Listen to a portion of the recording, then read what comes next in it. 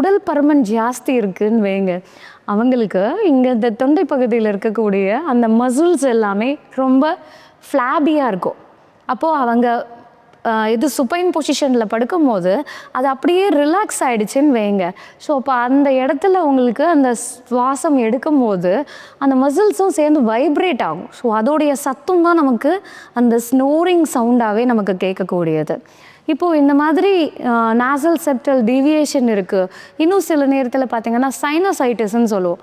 நம்மளுடைய சைனஸ் கேவிட்டியில் எல்லாமே உங்களுக்கு நீர் சேர்ந்து அதுவே நமக்கு இன்ஃப்ளமேஷனை ஏற்படுத்துறது தான் சைனசைட்டிஸ்.